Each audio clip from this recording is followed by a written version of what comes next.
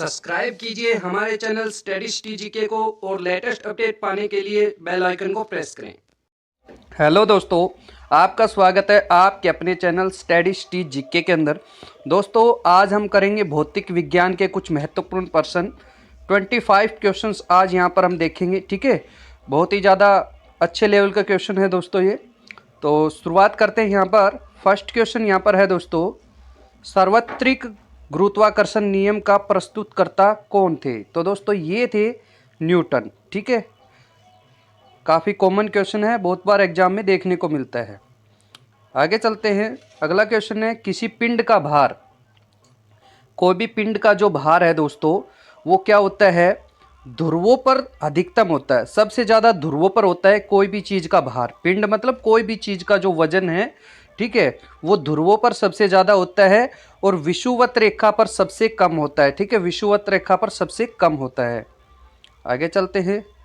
आगे है, पृथ्वी पर सूर्य द्वारा गुरुत्वाकर्षण बल। तो दोस्तों देखो, पृथ्वी पर सूर्य द्वारा गुरुत्वाकर्षण बल का मतलब ये है, यहाँ पर ये हो जाएगा।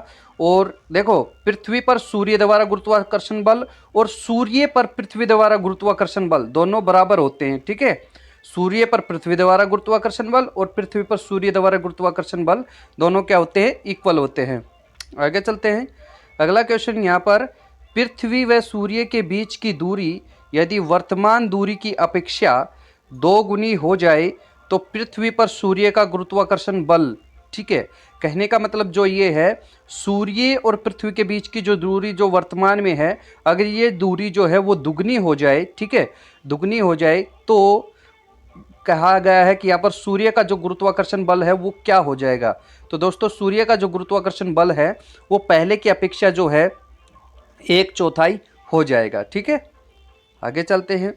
आगे है, किसी पिंड को पृथ्वी से चंद्रमा पर ले जाने पर, कोई भी पिंड है, कोई भी चीज़ है, उसको आप पृथ्वी से चंद्रमा पर ले जाते हैं तो क्या उसमें चेंज आता है, यहाँ पर पूछा गया है। तो दोस्तों, उसका जो द्रव्यमान है वही रहेगा किंतु भार जो है वो भिन्न हो जाएगा। दोस्तों, इसका मतलब ये है, देखो, कोई भी चीज़ है, मान लो इस शेप की कोई चीज़ है, आप ये पृथ्वी पर हो, ठीक है, अगर आप चंद्रमा पर लेके जाते हो इसको, तो ये इतनी की इतनी रहेगी दोस्तों। ठीक है, ये छोटी नहीं हो जाएगी, लेकिन इसका जो वजन है यहाँ पर, वो वजन कम हो जाएगा। मान लो यहाँ पर वजन आपका 60 kg, तो यहाँ पर कितना हो जाएगा आपका? 10 kg हो जाएगा। मतलब 1/6 वजन घट जाता है चंद्रमा पर। ठीक है, ये आप याद रखेंगे। आगे चलते हैं। आगे यहाँ पर, किसी पिंड का वेग 2 गुना होने पर उसकी गतिज ऊर्जा होगी। तो दोस्तों, किसी पिंड का जो वेग है वो 2 गुना होने पर, ठीक है, कोई भी पिंड है, कोई भी चीज़ है, उसका जो वेग है, वेलोसिटी है, ठीक है, वेलोसिटी है, वो 2 गुना होने पर उसकी जो गतिज ऊर्जा है वो उसमें क्या फ़र्क पड़ेगा? दोस्तों, यहाँ पर जो गतिज ऊर्जा है ये काइनेटिक एनर्जी का कहा गया है। वेलोसिटी अगर 2 टाइम कर दी जाए, ठीक है, ट्वाइस कर दी जाए, तो काइनेटिक एनर्जी पर क्या इफेक्ट पड़ेगा? तो दोस्तों, काइनेटिक एनर्जी जो है वो 4 गुना हो जाएगी। ठीक है, 4 टाइम हो जाएगी। आगे चलते हैं। आगे है, घड़ी में चाबी भरने की प्रक्रिया में घड़ी में संग्रहित होती है। तो कौन सी जो है ऊर्जा संग्रहित होती है? तो दोस्तों, घड़ी के अंदर जो है वो क्षितिज ऊर्जा जो है संग्रहित होती है, मतलब पोटेंशियल एनर्जी जो है वो संग्रहित होती है। इसका मतलब क्या है दोस्तों? देखो, एक चीज़ समझने की कोशिश करो। घड़ी है, ठीक है, घड़ी है, घड़ी के अंदर आपने चाबी भरी तो वो यहीं की यहीं तो रही वो चीज़। चाबी भरने पर घड़ी यहीं की यहीं तो रही, तो इसका मतलब पोटेंशियल एनर्जी है। अगर वो चीज़ बहकर, जैसे जैसे कि नदी है, ठीक है, नदी है, अब नदी यहाँ से बहता हुआ पानी इधर जाता है, तो उसमें कौन सी एनर्जी होती है दोस्तों? उसमें होती है काइनेटिक एनर्जी, मतलब गतिज, चलने लग रही है ना, वो गति कर रही है, तो गतिज ऊर्जा होती है।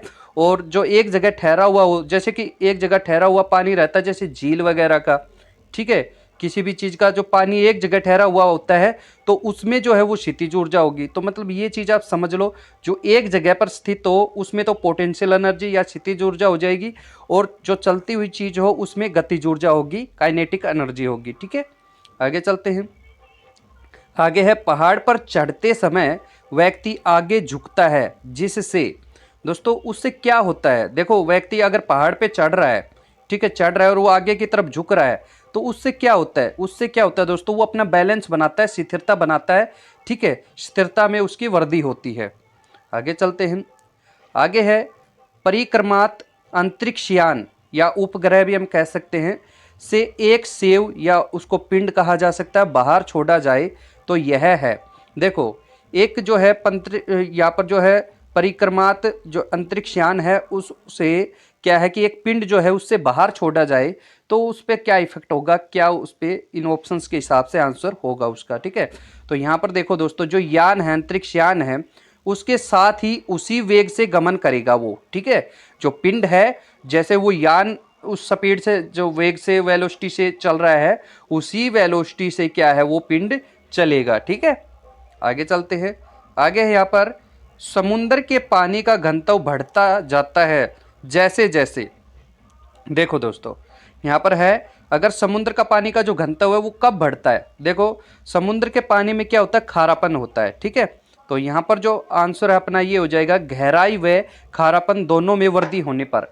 अगर खारापन है दोस्तों तो उसमें जो क्या है छोटे छोटे कण आ जाते हैं खारेपन के, ठीक है, नमक के, तो उससे क्या है कि उसका घनत्व जो है डेंसिटी जो है वो ज़्यादा हो जाती है और वो जो पानी है वो क्या है एक प्रकार से गाढ़ा होने लग जाता है। इस प्रकार से हम कह सकते हैं कठोर होने लग जाता है। ठीक है, और गहराई में जाओगे तब भी जो पानी है वो आपको जो है ऊपर जो पानी है वो जो बिल्कुल हल्का मिलेगा, पतला मिलेगा, लेकिन जैसे नीचे नीचे जाओगे तो आपको वहाँ पर जो है थोड़ा सा भारी भारी पानी मिलता जाएगा। इसलिए जो है वहाँ पर जो है घनत्व जो है उसका ज़्यादा हो जाता है। तो इसका मतलब आंसर जो आपका हो जाएगा वो हो जाएगा गहराई व खारापन बढ़ने पर जो है वो उसका जो समुद्र का पानी है उसका घनत्व बढ़ जाता है। ठीक है, आगे यहाँ पर नदी में तैरता जलयान जब समुद्र में जाता है तो यह। तो दोस्तों इसका जो आंसर है देखो कोई भी यहाँ पर जहाज है, समुद्र यान की बात हुई है। ठीक है, तो यहाँ पर जलयान है।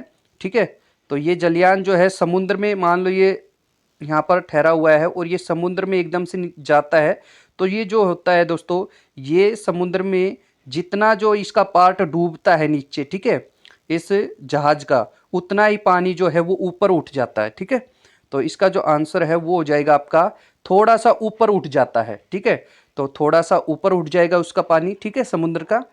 आगे चलते हैं। आगे है दोस्तों इस्पात की गेंद पारे पर तैरती है क्योंकि। इसका जो आंसर है दोस्तों देखो इस्पात या आप स्टील भी इसको बोल सकते हैं और इसकी जो गेंद है वो पारे के ऊपर तैरती है। क्यों तैरती है, ये इसलिए तैरती है दोस्तों, इसका जो आपका आंसर हो जाएगा वो यह हो जाएगा कि यहाँ पर जो पारे का जो है ना दोस्तों घनत्व जो है ज़्यादा होता है। ठीक है, इस्पात से ज़्यादा होता है। देखो इसका आंसर हो जाएगा ऑप्शन नंबर सी, इस्पात की अपेक्षा पारे का जो घनत्व है वो अधिक होता है। तो आप समझ गए पारे के अंदर जो डेंसिटी है कणों की वो ज़्यादा होती है। ठीक है, इसलिए वो कोई भी चीज़ को तैरा सकते हैं, चाहे वो स्टील की हो, चाहे आपको कहा जा सकता है कि लोहे की जो लोहे की जो कील है वो तैरती है पारे के ऊपर, ऐसा भी क्वेश्चन पूछा जाता है। तो वो इसीलिए तैरता है क्योंकि जो लोहे की कील है उसका जो घनत्व है कम है और पारे का जो घनत्व है वो ज़्यादा है, इसलिए वो उसको डूबने नहीं देता, ऊपर ऊपर तैरती है कील। ठीक है, आगे चलते हैं। आगे है अत्यधिक ऊंचाई पर उड़ रहे वायुयान के अंदर। देखो दोस्तों अत्यधिक जो ऊंचाई पर उड़ रहा वायुयान, देखो नीचे जो उड़ता है ना, मान लो सीमित जो एक दूरी है या ऊंचाई है उस पर अगर उड़ता है तो ऐसी दिक्कत नहीं आती। आपको पता है कि ऊपर जितना हम जाएंगे वहाँ पर जो है आपका जो है सांस लेने में दिक्कत होती है। ठीक है, ऑक्सीजन का लेवल जो है वहाँ पर घटता जाता है ताप, ठीक है, वायु का। तो इसलिए जो है दोस्तों वहाँ पर अगर अत्यधिक ऊंचाई पर उड़ रहा है तो वहाँ पर थोड़ी दिक्कत ज़्यादा हो सकती है। इसलिए क्या किया जाता है, इसलिए जो है वायु पंपों की सहायता से सामान्य दाब बनाए रखा जाता है। ठीक है, तो ये इसका आंसर हो जाता है। आगे चलते हैं। आगे है दोस्तों किसी पिंड का वेग दोगुना हो जाए तो। देखो यहाँ पर जो है क्वेश्चन आपका बनता है कि कोई भी चीज़ है उसका जो वेलोसिटी है अगर आप दुगना कर दो, देखो कोई भी वेलोसिटी है उसको दुगना कर दो तो क्या हो जाएगा, वेलोसिटी को दुगना करने पर, ठीक है, उसका जो संवेग है वो दुगना होगा। ठीक है, अगर कोई भी वेलोसिटी को दुगना कर रहे हो ना तो क्षितिज भी और गतिज भी ये तो 4 गुना हो जाती हैं। ठीक है, तो ऑप्शंस मैच नहीं कर रहा है यहाँ पर। ठीक है, तो यहाँ पर जो है संवेग मोमेंटम, ठीक है, मोमेंटम जो होता है दोस्तों वो मास इंटू वेलोसिटी होता है। ठीक है, मास इंटू वेलोसिटी होता है आपका यहाँ पर मोमेंटम। ठीक है, तो मोमेंटम अगर आप वेग को क्या है दुगना कर दोगे तो यहाँ पर जो मोमेंटम भी आपका क्या हो जाएगा 2 टाइम हो जाएगा, ठीक है। तो ये आप याद रखेंगे, ठीक है। तो इसका जो आंसर है वो हो जाएगा उसका संवेग दुगना होगा। चलते हैं आगे। आगे है एक भारी एवं एक हल्के पिंड पर एक समान बल एक ही अवधि के लिए लगे तो ये पिंड है। तो दोस्तों देखो क्वेश्चंस को समझने की कोशिश करो। मान लो आपसे, देखो इस क्वेश्चंस को काफ़ी तरीके से पूछा जाता है। मान लो एक भारी चीज़ है, मान लो एक बड़ी गेंद है, एक फुटबॉल की गेंद है और एक जो है आपकी क्रिकेट की गेंद है, ठीक है। और इन पर क्या है कि एक ही समान स्पीड से या एक ही समान बल से एक ही फोर्स से नीचे गिराए जाते हैं। ऐसा भी कहा जा सकता है कि जैसे कि छत से नीचे गिराई जाती हैं ये दोनों चीज़ें, ठीक है, एक साथ, ठीक है। एक छोटी है एक बड़ी है, छत से नीचे गिराई जाती है और एक ही समय पर गिराई जाती है। तो कौन सी पहले नीचे पहुंचेगी? तो दोस्तों दोनों ही एक साथ पहुंचेंगी, ये बात आप याद रखना, ठीक है। क्योंकि समान ही वेग लगा है और समान ही जो है उस पर फोर्स लगा है और एक ही समय पर उनको जो है वहां से छोड़ा गया है।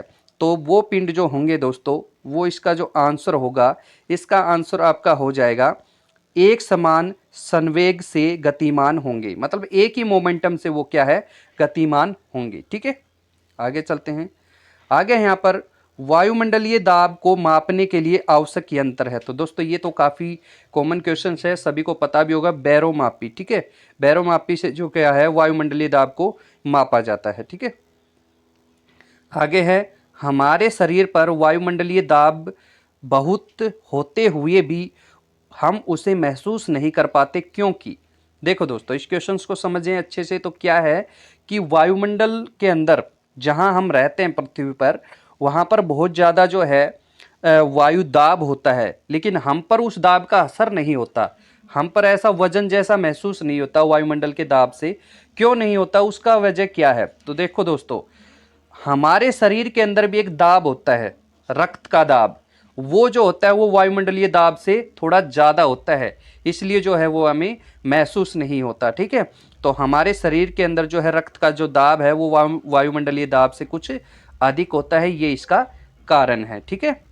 आगे चलते हैं। आगे है किसी पिंड का अधिकतम भार, किसी पिंड का जो अधिकतम भार है दोस्तों वो निर्वात में होगा। अब देखो दोस्तों कोई भी चीज़ है अगर उसको एक्चुअली जो वजन है आप जानना चाहते हो तो वो निर्वात में पता चलेगा, क्योंकि वायुमंडल में तो क्या है कि वहाँ पर ग्रेविटेशनल फोर्स वगैरह आपसे वहाँ पर क्या है कि वो फोर्स की वजह से ज़्यादा वजन दिखाता है। तो निर्वात में जो है उसका अधिकतम वन क्या जो वजन है उसको आप पता कर सकते हैं, ठीक है। आगे चलते हैं। आगे है किसी धातु के बने एक एक किलोग्राम के 4 घन जल में तोले जाएं तो, देखो एक एक किलोग्राम के 4 घन हैं, ठीक है, और वो जल में तोले जाएं तो क्या उसका जो है इफेक्ट पड़ेगा।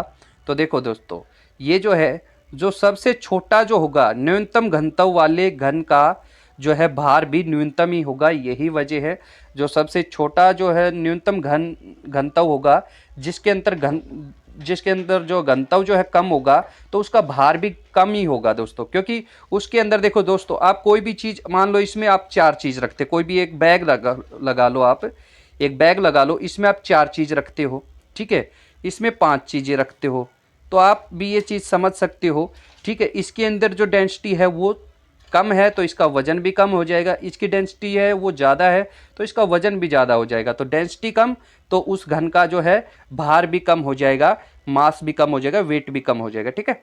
आगे चलते हैं। आगे है हाइड्रोजन से भरा गुब्बारा निम्नलिखित में से किसे आसानी से ऊपर उठा ले जाएगा।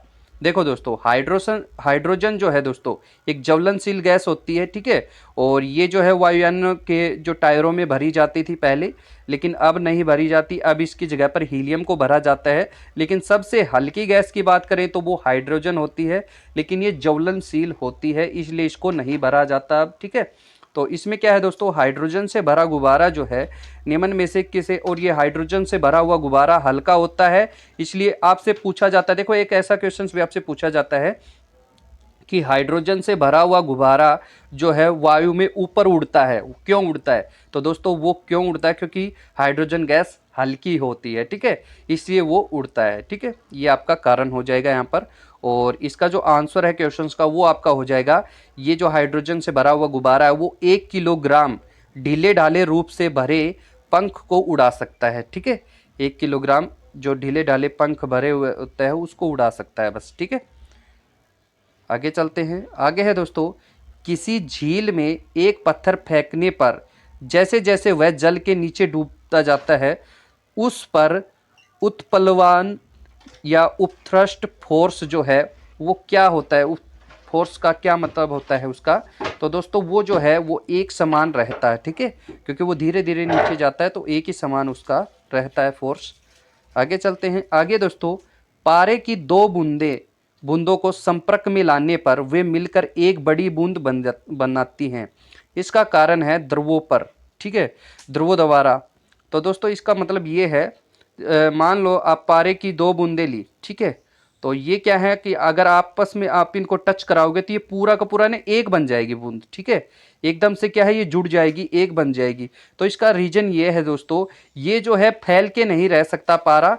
ठीक है, ये अगर आप ऐसे डालोगे ना तो ये मान लो फैला के डाल दिया आपने पारे को। ठीक है, ऐसे गिरा दिया ऐसे भी, तो ये बिल्कुल गोल हो जाएगा, एक प्रकार से इकट्ठा कर लेगा अपने आप को। ठीक है, तो इसका मीनिंग ये है कि ये जो है ना न्यूनतम पृष्ठीय क्षेत्रफल बनाए रखता है। ठीक है, तो आप चाहे 2 बूंद ले हो चाहे 3 बूंद ले हो, वो बिल्कुल ही क्या है एक बूंद बना लेगा उसको। ठीक है, आगे चलते हैं। आगे है, कांच की स्वच्छ प्लेट पर जल डालने पर वह पतली परत के रूप में फैल जाता है, जबकि पारा डालने पर वह गोलीय बूंद के रूप में बना रहता है। इसका कारण है, तो दोस्तों इसका जो कारण है वो हो जाएगा आपका, कांच के साथ पारे का आसंजन की अपेक्षा जल का संजनक अधिक है। ठीक है, ये इसका मीनिंग हो जाएगा। आगे चलते हैं। आगे है, क्रिकेट की घूमती गेंद वायु में इधर उधर उछाल निम्नलिखित आधार के अनुसार स्पष्ट किया जा सकता है।